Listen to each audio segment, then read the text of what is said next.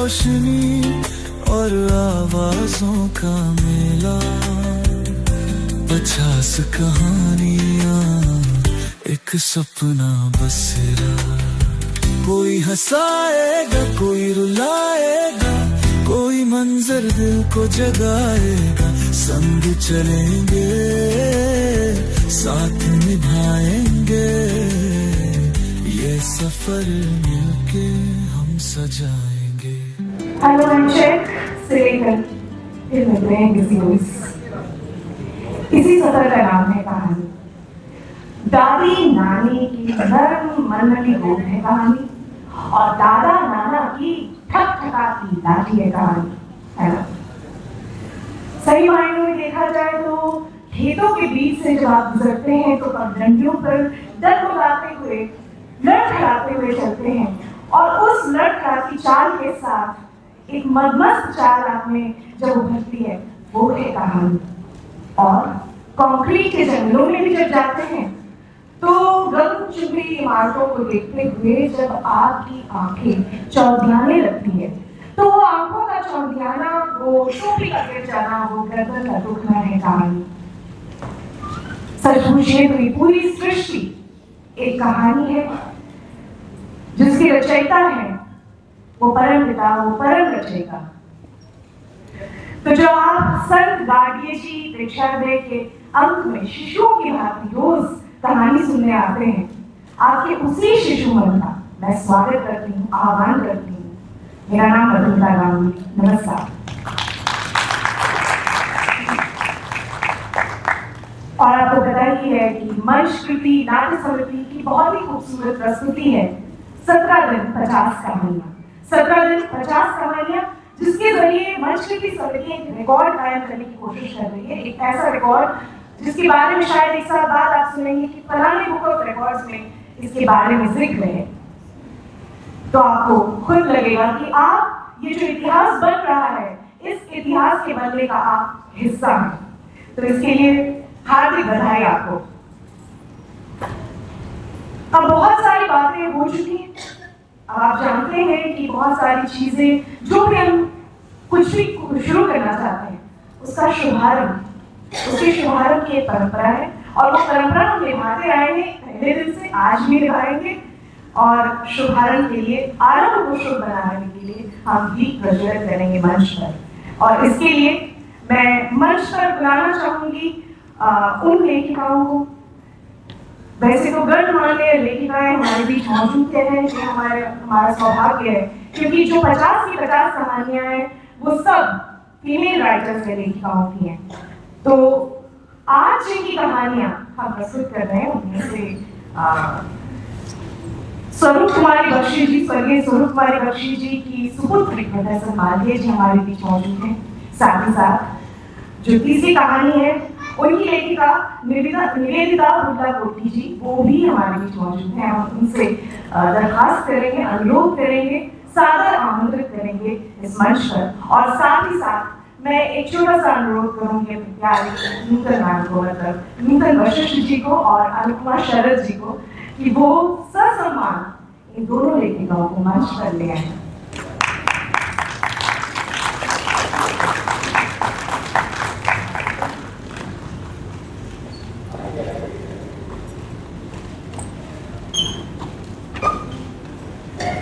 दीप प्रज्वलन की प्रक्रिया, जो आपको पता ही है, एक प्रतीक चिन्ह है, प्रतीक है कि हम अग्रसर होना चाहते हैं अज्ञानता से ज्ञान की ओर, जड़ता से चैतन्य की ओर, और अंधकार से प्रकाश की ओर। तो ये कदम हम बढ़ाते जाएंगे। हम आह्वान करेंगे मां शारदा जी का, जिनकी वीणा के तारों के स्पंदन मात्र से ही असंख्य कलाओं का जन्म होता है। आपको पता है, दिए से हम जलते रहे, ऐसी हमारी किस्मत हमेशा होती नहीं है। क्यों? जलते हम लोग हैं, जलते हैं और जलाते भी हैं। हम जलते हैं तेजाब बनकर, हम जलते हैं ज्वालामुखी बनकर। और कुछ जो हम आप जैसे अच्छे लोग भी होते हैं ना, वो सोचते हैं तो जलना है तो भाई सूरज बनकर जले।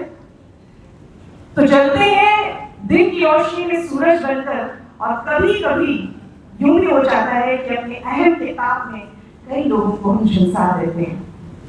कोई नहीं बनना चाहता दीपक या दिया, क्यों?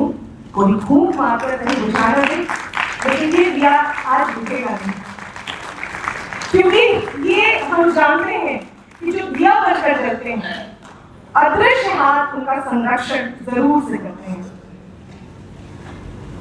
मैं धन्यवाद कहूंगी मैम का कि आप यहाँ पर मंच पर आए, आपने भी प्रज्वलित किया। बहुत बहुत धन्यवाद मैम।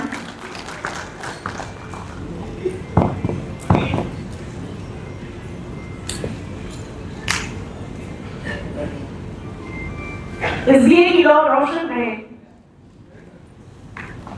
इसी चाहत के साथ हम मंच कृति समिति के इस आयोजन के आज के सिलसिले का शुभारंभ करने जा रहे हैं।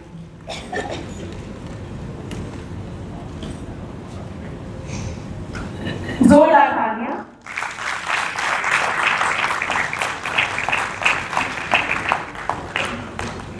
बहुत बहुत धन्यवाद। और बिना रोक टोक, बिना रुके, अविलंब हम अपनी कहानियों की तरफ चलते हैं। जो पहली कहानी है स्वर्गीय स्नेहलता जी की कहानी है, और कहानी का नाम जो शीर्षक है, वो शीर्षक सुन के ही मन को झटका सा लगता है। तो शायद कहानी सोचिए उसमें कितनी गंभीरता होगी। वैसे भी त्रासदी शब्द जब हम सुनते हैं, त्रासदी के बारे में अगर आप जाने तो इतिहास गवाह है कि त्रासदी चाहे वो प्राकृतिक विपदा हो या मानव जनित कोई दुर्घटना हो या कुछ भी हो, उसकी स्मृतियां, हम उन स्मृतियों को कभी विस्मृत नहीं कर पाते हैं। हजारों साल पहले से इतिहास को उठा लीजिए, इतिहास के पन्नों में स्वर्णाक्षरों से नहीं काले अक्षरों से वो अंकित हो जाता है, और हमारे मानस पटल पर भी वो अंकित हो ही जाता है। आप सोच लीजिए, हिरोशिमा नागासाकी का एटम बम हो, या कोई विनाशकारी भूकंप हो, शर्नोबिल डिजास्टर हो, या विकराल ज्वालामुखी जिसने पोम्पेई जैसी एक समृद्ध नगरी को रातों रात खाक बना दिया, हम नहीं भूल सकते। हम नहीं भूल सकते 1947 में विभाजन का वो प्रलय नहीं भूल सकते। आज भी हमें से कई लोग यहाँ पर, मुझे नहीं लगता, बहुत कम ही लोग ऐसे होंगे जो 1947 में रहे होंगे, लेकिन उस जमाने में उस दौर की जो पृष्ठभूमि थी, उस पृष्ठभूमि पर बनी हुई कहानियां आज भी प्रचलित हैं। चाहे वो सादत हसन मंटो साहब की तौबा टेक सिंह हो, या अमृता प्रीतम जी की पिंजर हो, ये कहानियां हमेशा हमेशा के लिए हमारे मन में रह जाती हैं। लेकिन आज की कहानी जिस त्रासदी से जुड़ी हुई है, वो त्रासदी क्या है? वो त्रासदी ऐसे समय हुई, 2013 में हुई। ज्यादा कुछ नहीं बोलूंगी, आप जैसे ही कहानी देखेंगे खुद समझ जाएंगे किस त्रासदी के बारे में बात हो रही है। और बहुत ही खूबसूरत ये कहानी त्रासदी स्वर्गीय स्नेहलता जी की कलम से और मंच कृति समिति के सौजन्य से आप तक पहुंच रही है। अभी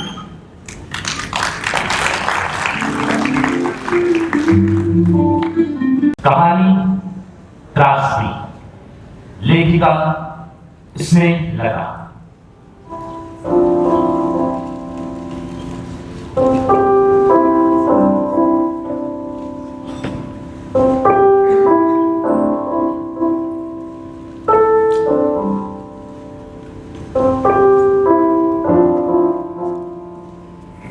भीड़ इतनी अधिक भी नहीं थी, फिर भी अचानक एक कार के सामने आ जाने से मुझे एक्सीलेटर से हटाकर ब्रेक पर पैर रखना ही पड़ा। कार इतनी तेजी से रुकी थी कि उसे तगड़ा झटका लगा। बहुत गुस्सा आई। कैसे बदतमीज लोग हैं! अरे भाई, जब कार चलाना नहीं जानते हो तो मत चलाओ, लेकिन नहीं, खुद तो मरेंगे ही मरेंगे और दोष दूसरों पर मढ़ेंगे। खैर, भीड़ बढ़ चुकी थी, कार से बाहर निकलना ही पड़ा। बचकर निकलने की कोई गुंजाइश नहीं थी। बाहर निकलकर कार पर नजर दौड़ाई तो कार को बहुत ज्यादा नुकसान नहीं हुआ था, 1-2 खरोंचें आई थी, लेकिन हाँ, सामने वाली लाइट का शीशा टूट गया था। चलिए, शीशा तो बच जाएगा, लेकिन कार आगे कैसे बढ़े जब तक कि सामने वाला अपनी गाड़ी पीछे ना करे। मेरी कार के पीछे तो गाड़ियों की लाइन लग चुकी थी। अच्छा, ये सब हो भी तो कैसे हो, मैंने तो बस किसी तरीके से चलाना सीखा था। सड़क के बीचों बीच एक साहब कार का दरवाजा खोले हुए खड़े थे। उन पर भी बहुत गुस्सा लगा गया। अरे भाई, देख रहे हो भीड़ बढ़ चुकी है, खड़े हो बीचों बीच कार लेकर के। उनकी पीठ मेरी ओर थी, मैं उन्हें देख नहीं पाया। अभी ये सब मैं सोच ही रहा था कि वो मेरी ओर घूमे। उन्हें देखते ही मुझे लगा कि मैंने इन्हें कहीं देखा है। फिर अचानक ध्यान आया, अरे हाँ, हम लोग तो रुद्रप्रयाग में मिले थे। वो मुझे देखते ही पहचान गए। मैंने कहा, माफ कीजिएगा, मैं आपको देख नहीं पाया, आप मेरे घर चलिए, मुझे आपसे बहुत सी बातें करनी है। मैंने आपको कहाँ नहीं ढूंढा। मेरी बात से वो सहमत हो गए। उन्होंने अपने ड्राइवर को कार घुमाने को कहा। मैंने भी अपनी कार घुमाई और अपने घर की तरफ चल दिया। मेरी कार आगे आगे, उनकी कार पीछे पीछे, और मेरा मन कार की गति से चल रहा था। पिछले साल की बात है, हम लोग रुद्रप्रयाग से थोड़ा आगे बढ़े थे कि रास्ता दो भागों में बट गया था। एक रास्ता जा रहा था बद्रीनाथ को, तो दूसरा केदारनाथ को। पतली पतली सड़कों पर कारों की लाइन लगी हुई थी, ट्रक और बसें भी खड़ी थी। टैक्सी में मेरे साथ मेरी पत्नी थी। मुझे तीर्थ यात्रा करने का बहुत शौक है। कार थोड़े आगे बढ़ी तो रास्ते में एक नदी पड़ी। नदी को देखते ही मेरी पत्नी जी बोली, देख रहे हो कितनी गहरी नदी है, और लोगों ने बिल्कुल किनारे से सटाकर मकान बना रखे हैं। मुझे तो नदी के तेज बहाव और उसकी आवाज से बहुत डर लगता है। तुम्हें न जाने क्या मजा मिलता है, जब देखो तब पहाड़ पे घूमने का मन बना लेते हो। मैंने कहा, अरे इसमें परेशान होने वाली क्या बात है। आराम से कार में बैठी हो। रात में हम लोग एक आलीशान होटल में रुके थे। वहां से नदी के किनारे का दृश्य कितना सुंदर दिख रहा था। 6 मंजिला होटल था, बिल्कुल स्वर्ण रेखा नदी के किनारे। गढ़वाल का श्रीनगर कश्मीर के श्रीनगर से कम नहीं। अभी हम लोग ये बात कर ही रहे थे कि हमारे आगे जो पजेरो चल रही थी वो रुक गई। वो जहां रुकी थी वहां की सड़कें बहुत चौड़ी चौड़ी थी, और बाहर चारों तरफ का नजारा बहुत ही खूबसूरत था। लोग अपनी गाड़ियों से बाहर आकर के फोटो खिंचा रहे थे। पजेरो से भी 6 लोग बाहर निकले, 2 पुरुष, 2 महिलाएं और 2 बच्चे। पुरुषों की उम्र रही होगी यही कोई 40-45 साल, और महिलाओं की 35-36 के आसपास रहे होंगे, और बच्चे 10-12 या 14 साल के। उसमें से एक बच्चा बोला, हमें भी ग्रुप फोटोग्राफ खिंचानी है, सेल्फी में मजा नहीं आता। तभी उसकी नजर मुझ पर पड़ी। उसने मुझसे कहा, अंकल सुनिए, आप हमारी फोटो खींच देंगे? मैंने कहा, हाँ, क्यों नहीं। वो बोला, अंशु तुम बड़े पापा के पास खड़े हो जाओ, मैं पापा के पास खड़ा हो जाता हूं। खचा खचा। फोटो खींचते खींचते उन्होंने बताया कि वो लोग सपरिवार कार से तीर्थ यात्रा पर निकले। बच्चों की छुट्टियां थी तो सोचा घूमना भी हो जाएगा। फिर उन्होंने अपना परिचय दिया। बोले, मेरा नाम उमाकांत है, मैं लखनऊ में PWD में एग्जीक्यूटिव इंजीनियर हूं, और ये मेरे बड़े भाई शिवाकांत। दिल्ली में इनका रेडीमेड गारमेंट का शोरूम है। मैंने कहा, अरे वाह, मैं भी लखनऊ से ही हूं, स्टेशन के बाहर ही मेरा घर है, कभी मौका मिले तो आइएगा। उन्होंने अपना विजिटिंग कार्ड निकाल करके मुझे दिया। थोड़ी देर में हम लोग इस तरह से बातें करने लगे जैसे बहुत पुराने रिश्तेदार। 15-20 मिनट वहां रुकने के बाद हम लोग आगे बढ़े तो मौसम में ठंडक पड़ गई। आसमान पर काले बादल छा गए। बादलों को देखकर मेरी पत्नी जी बोली, देख रहे हो कितने घने काले बादल हैं, लगता है बारिश होगी। मैंने कहा, हाँ लग तो रहा है। हमारा ड्राइवर शायद पहाड़ पर का ही था, उसे मौसम का अच्छा अंदाजा था। बोला, साहब अभी रुक जाते हैं, आगे गए और अगर लैंडस्लाइडिंग हो गई तो हम लोग फंस जाएंगे। मेरी पत्नी जी ने यह बात सुन ली। उन्हें बहुत गुस्सा आ रहा था। उन्हें इस तरीके की एडवेंचरस यात्रा करने का शौक नहीं था ना। बोली, हाँ हमें वापस जाना। मैंने कहा, अरे कैसी बातें कर रही हो, आगे उमाकांत जी जा रहे हैं और तुम कह रहे। बोली, वो जा रहे हैं, उन्हें जाने दो, और तुम्हें भी जाना तो तुम भी चले जाओ, मुझे तो वापस जाना है। पति जो ठहरा, बात माननी थी। हम लोग वापस आ गए। रुद्रप्रयाग में ही भाई साहब का घर है। अभी 2 घंटे भी नहीं बीते थे कि अचानक एक धड़ाम से आवाज आई।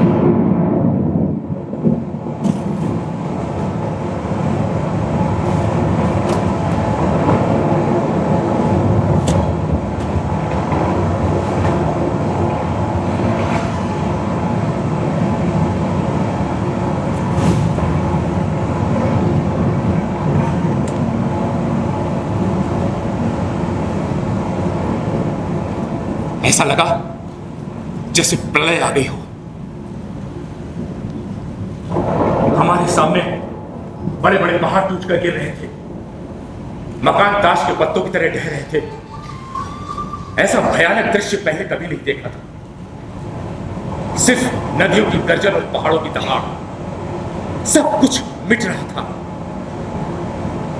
नदी का बहाव इतना तेज था, ऐसा लग रहा था जैसे समूची धरती को बहा ले जाएगी। हमें विश्वास ही नहीं हो रहा था कि हम जिंदा हैं या मर चुके हैं।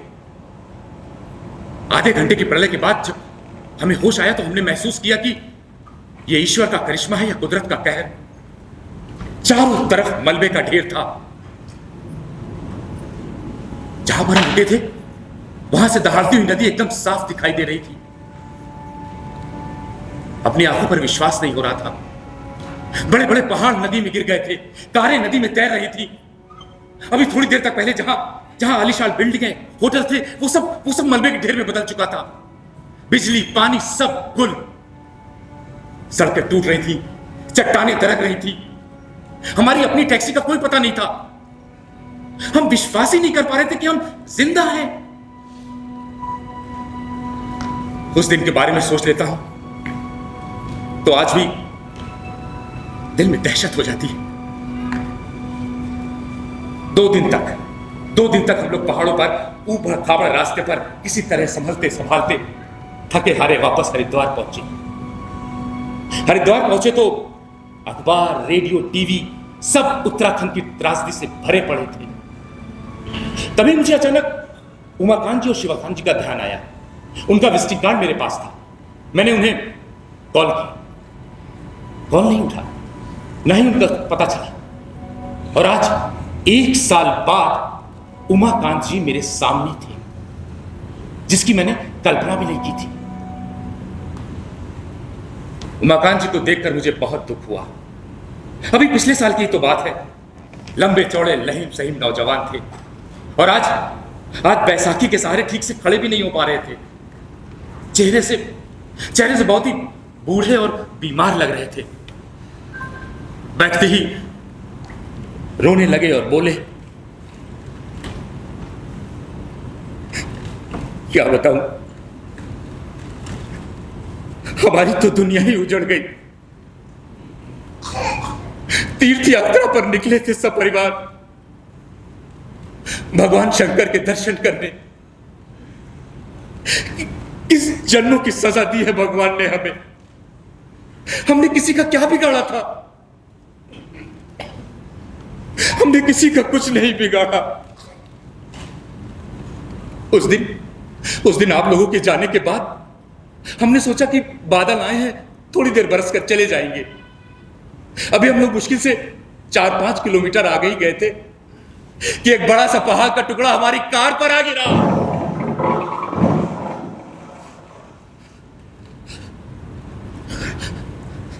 संयोगवश कार को तो बहुत नुकसान हुआ, लेकिन हम लोगों को मामूली खरोंचें आई। बड़ी मुश्किल से किसी तरह हम लोग कार से बाहर निकले तो चारों तरफ मलबे का ढेर। ना आगे जा सकते थे न पीछे। प्रलय आ गई थी, प्रलय। गंगा नदी में जैसे तूफान आ गया हो। बड़े बड़े पहाड़, कारें सब नदी में तैर रहे थे। हमारे देखते देखते एक ट्रक सीधा गंगा नदी में जा गिरा। मुझे नहीं लगता कि उसमें से शायद कोई बचा भी होगा। हम लोग एक दूसरे का हाथ पकड़कर धीरे धीरे आगे बढ़ने लगे। पहाड़ पर अभी थोड़े ही ऊपर चढ़े थे कि बारिश शुरू हो गई। हम लोगों को ठंडक लगने लगी। हमारे सारे कपड़े भीग गए। पैंट, शर्ट, जूते, मोजे, यहां तक कि हमारे पर्स, मोबाइल सब कुछ संभालना बहुत मुश्किल हो रहा था। मेरा बेटा अंशु बड़े भाई साहब के साथ हाथ पकड़कर चल रहा था। मेरी भाभी जी एक कदम नहीं चल पा रही थी। वो अक्सर बीमार रहती थी। वो तो हम लोग जबरदस्ती उन्हें अपने साथ ले आए थे। तभी मेरे भाई साहब ने कहा, उमाकांत, अरे मैं अंशु को लेकर के आगे बढ़ रहा हूं, तुम अंकुर को लेकर पीछे आओ धीरे धीरे। मेरा बेटा अंशु जोर जोर से रोने लगा। वो पूरी तरह से भीग चुका था। वो ठंड से कांप रहा था। हमारे आसपास कोई नहीं था। हमें समझ में नहीं आ रहा था कि हम क्या करें। हम लोग धीरे धीरे ऊपर बढ़ने लगे कि शायद कहीं कोई छांव मिल जाए, लेकिन वहां छांव कहां। थोड़ी देर बाद जब बरसात थोड़ी कम हुई तो हमने सोचा चलो चलो नीचे चलते हैं, क्या पता कोई यात्री या गाड़ी मिल जाए। हम लोग नीचे उतरने लगे। पहाड़ पर बहुत फिसलन थी, बहुत ज्यादा फिसलन थी। पत्थर पर पैर जमा जमा कर रख रहे थे। जरा सा भी पैर इधर से उधर होता, हजारों फीट गहरी खाई में हमारा पता भी नहीं चलता। बड़ी मुश्किलों से हम लोग वापस नीचे पहुंचे, और नीचे पहुंचे तो नीचे की हालत देखकर तो हमारी हिम्मत ही टूट गई। सड़क पर बड़े बड़े पेड़ टूटकर गिरे हुए थे, पहाड़ के बड़े बड़े टुकड़े कारों पर गिरे हुए थे। उस वक्त अगर कोई कार में रहा होगा तो बचा नहीं होगा। एक आदमी पूरी तरह से चीख रहा था। उसके एक पैर पर पहाड़ का टुकड़ा गिरा हुआ था। ना तो वो अपना पैर खींच पा रहा था और ना ही कोई उसकी मदद के लिए आ पा रहा था, क्योंकि पहाड़ का एक बड़ा सा हिस्सा नदी की तरफ लटक रहा था। वो कभी भी पानी में गिर सकता था। मेरा बेटा अंशु जोर जोर से रो रहा था। मेरी पत्नी उसे अपने शॉल में छिपाने की कोशिश कर रही थी। ये देख के मेरा दिल टूक टूक हो रहा था। 10 घंटे से ज्यादा हो चुके थे, हमारे पेट में अन्न का एक दाना नहीं गया था। आशा की कोई किरण नहीं दिख रही थी। हमारे पास हमारे पर्स थे, मोबाइल थे, लेकिन सब व्यर्थ। रोने चीखने की आवाजों ने हमारे मन में दहशत पैदा कर दी थी। मेरा बेटा अपने ताऊ जी के साथ हाथ पकड़कर चल रहा था। अचानक एक आवाज आई, पापा। मैंने देखा उसका पैर फिसला, वो फिसलकर लुढ़का। इससे पहले कि मैं कुछ समझ पाता, एक बड़ा सा पहाड़ का टुकड़ा मेरे बेटे के ऊपर आ गिरा।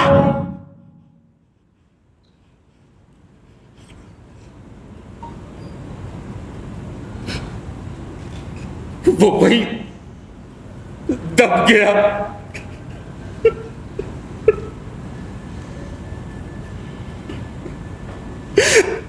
मैं भागने की कोशिश की, लेकिन मैं कुछ कर नहीं सका।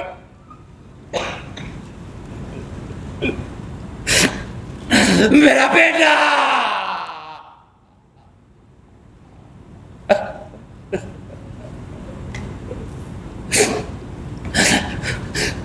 मेरी पत्नी ये सब देखकर बेहोश हो गई। जब उसे होश आया तो वो बस एक ही बात कह रही थी, मेरे बेटे से मुझे मिलवा दो। वो है, तुम लोग झूठ बोल रहे हो। मेरा बेटा है। क्यों नहीं समझते हो तुम लोग, क्यों नहीं समझते?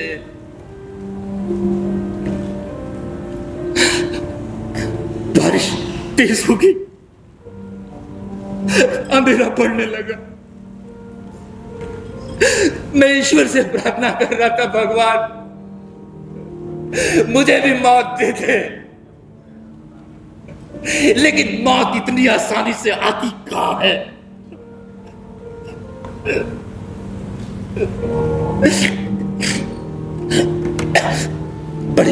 बड़ी मुश्किलों से रात कटी। सवेरे देखा तो आसमान पर चीलों का झुंड था। वो पहाड़ पर और मेरे अगल बगल पड़ी लाशों को नोचने आ गई थी। थोड़ी दूर पर ही मेरी पत्नी पड़ी थी। मैं उसके पास गया। मैंने कहा, शोभा शोभा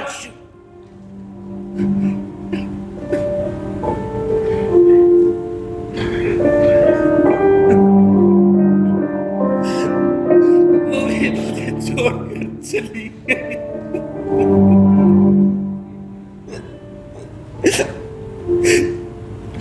भाई साहब भाभी का कुछ पता नहीं था, बच्चों का कुछ पता नहीं।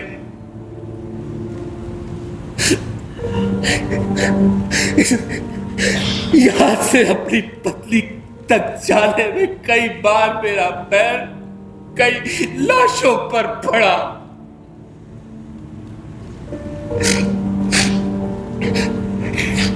बड़ी मुश्किलों से 2 दिन बीते। 2 दिन बाद मुझे दूर से कुछ लोग आते दिखाई दिए।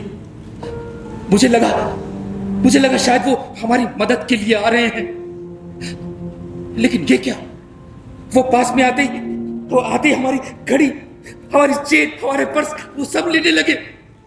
मैंने उनका विरोध किया तो उन्होंने एक जोरदार लात मेरे मुंह पर मार दी।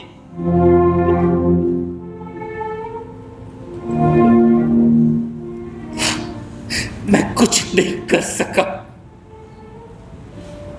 वो वहां पड़ी हुई लाशों के सब सामान खींचने लगे, किसी की चेन, किसी की घड़ी, किसी का मोबाइल। 2 दिन पहले की लाश भूल गई थी। एक औरत के हाथ में सोने का कड़ा था। उन्होंने वो कड़ा निकालने की कोशिश की, लेकिन जब कड़ा नहीं निकला तो उन्होंने उस औरत का हाथ काट दिया।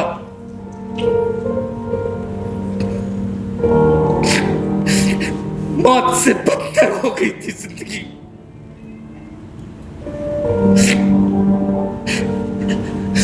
किसी तरह तीसरा दिन हुआ। मुझ में अब खड़े होने की हिम्मत भी नहीं रह गई थी, लेकिन इतने दुख के बावजूद मुझे बहुत भूख लग रही थी। एक औरत दूर पर मरी पड़ी थी, उसके पर्स में से कुछ खाने की चीजें मुझे दिखाई दी। मैं उन चीजों को पाने के लिए घिसटता हुआ आगे बढ़ ही रहा था कि एक बड़ा सा पहाड़ का टुकड़ा मेरे पैर पर आ गिरा।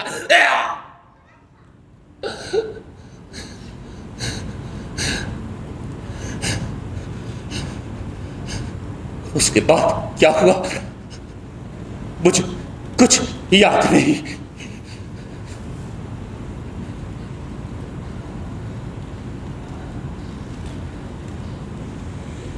जब मुझे होश आया तो मैं एक अस्पताल में था। डॉक्टरों ने बताया कि पैर में इंफेक्शन हो जाने की वजह से तुम्हारा एक पैर काटना पड़ा। बड़ी मुश्किलों से मैं अपने घर वापस आया। भाई साहब, भाभी, बच्चे, किसी का कुछ पता नहीं। जीने की इच्छा ही खत्म हो गई।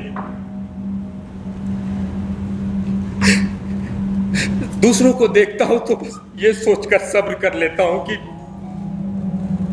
सब ईश्वर की मर्जी है।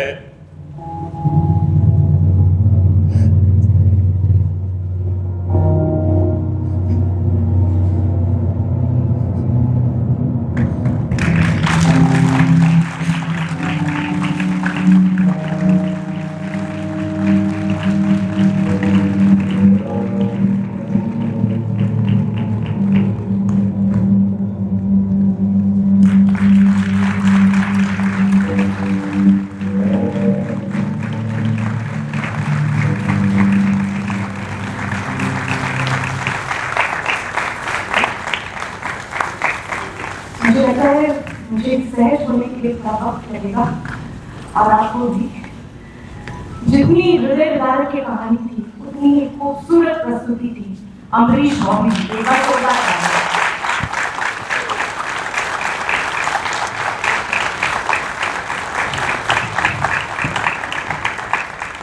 आप भी अपने मस्ती संभाल रहे होंगे, मैं भी अपने घर से जाते हाथ पाँव दोनों संभाल रही हूँ। कोशिश कर रही हूँ कि कमल ना हो जाए, लेकिन बताना चाहूंगी धन्यवाद कि ऐसी हृदय विदारक कहानी एक तरफ हमें बताती तो है कि क्या क्या हुआ, लेकिन कहीं ना कहीं हमारी मानवीयता पर प्रश्न चिन्ह भी करती जाती है। और ये कहानी लिखी थी स्वर्गीय स्नेहलता जी ने। अभी अभी मुझे अनुपमा जी ने बताया कि स्वर्गीय स्नेहलता जी अभी साल भर ही हुए उनका इंतकाल हुए। वो रेलवे से सेवानिवृत्त थी और बहुत ही मृदुभाषी थी। जितनी मृदुभाषी वो थी, आप समझ रहे होंगे कि उनके हृदय की संवेदनाएं कितनी मृदु थी कि उन्होंने एक एक चीज को उसका कैसे चित्रण किया है। माहौल कुछ ऐसा हो गया है कि ऐसे में बहुत जरूरी है हम इसको बदलने की कोशिश करें। हम छोटी सी कोशिश कर रहे हैं, लेकिन उस कोशिश की तरफ बढ़ते हुए कुछ अच्छी बातें भी हो रही हैं। हमारे साथ बहुत ही गणमान्य लेखिकाएं मौजूद हैं जिनकी कहानियों का हम मंचन कर रहे हैं और आगे भी करेंगे। मंचकृति समिति की तरफ से हम एक कोशिश कर रहे हैं उन्हें सम्मानित करने की। शायद ये छोटा सी बड़ी बात हो जाएगी कि हम उन्हें सम्मानित कर रहे हैं। दरअसल ये स्मृति चिन्ह है, एक सम्मान जो खुद उनके पास पहुंचना चाहते हैं सम्मानित होने के लिए।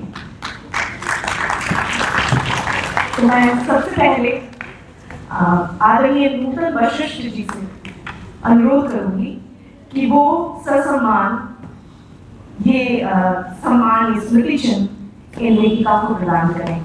सबसे पहले नाम लेना चाहूंगी हमारे बीच स्वर्गीय स्वरूप कुमारी बख्शी जी की सुपुत्री प्रोफेसर मालवीय जी हैं। मैं उन्हें ससम्मान बुलाना चाहूंगी मंच पर, ताकि हम ये छोटा सा स्मृति चिन्ह उन्हें दें।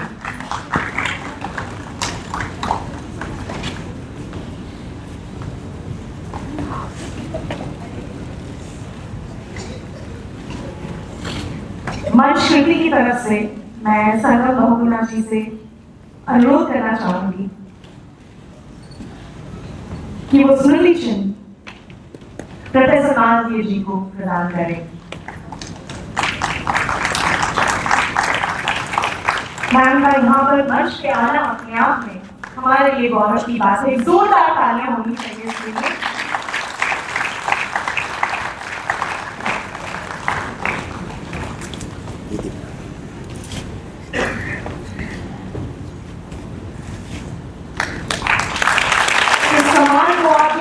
करने इसके लिए बहुत बहुत धन्यवाद आपका, बहुत बहुत धन्यवाद। क्योंकि स्वर्गीय स्वरूप कुमारी बख्शी जी की स्मृतियां न सिर्फ साहित्य के क्षेत्र में बल्कि बहुत सारे अन्य क्षेत्रों में अंकित हैं। हमारे स्मृतियों में वो चिन्ह अंकित हैं। साथ ही मैं बुलाना चाहूंगी, आमंत्रित करना चाहूंगी मंच पर हमारी आज की एक और कहानी की लेखिका निवेदिता कोटी जी को मैं ससम्मान मंच पर आमंत्रण भेजती हूँ कि वो मंच पर आए और इस छोटे से स्मृति चिन्ह को ग्रहण करें।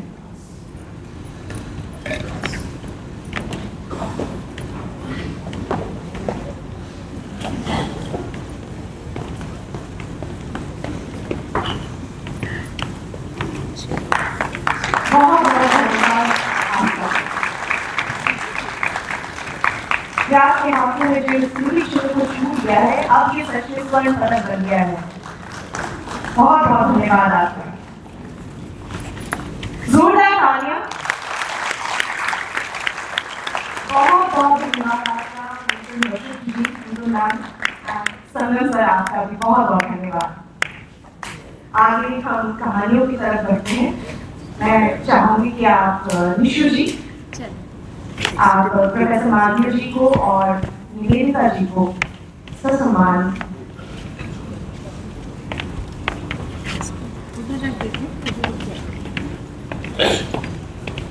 अभी कुछ और स्मृति चिन्ह हैं जो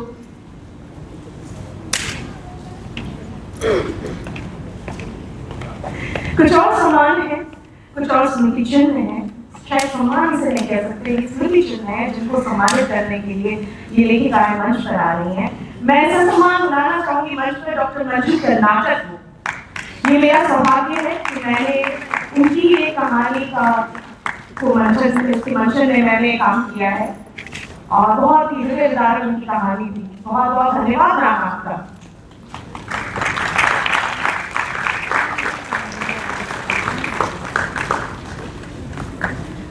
डॉक्टर मंजू कर्नाटक।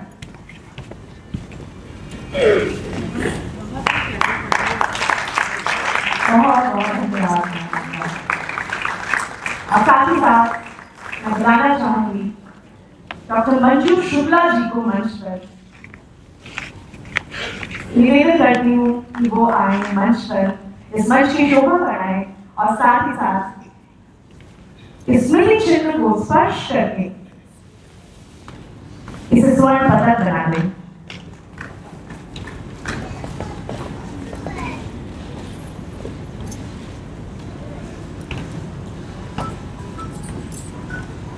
बहुत बहुत धन्यवाद मैम आपका, आप यहाँ पर आए।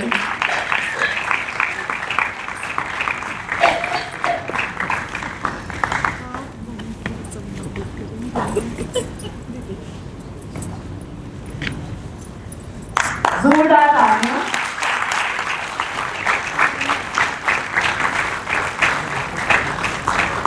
एक छोटी सी कोशिश कि मंच कृति आपको याद रहे। बहुत बहुत धन्यवाद आप सबका। प्रोफेसर मालवीय जी, सुपुत्री स्वरूप कुमारी बख्शी जी, निवेदिता गुल्लाकोटी जी, डॉक्टर मंजू कर्नाटक और डॉक्टर मंजू शुक्ला जी, बहुत बहुत धन्यवाद आपका।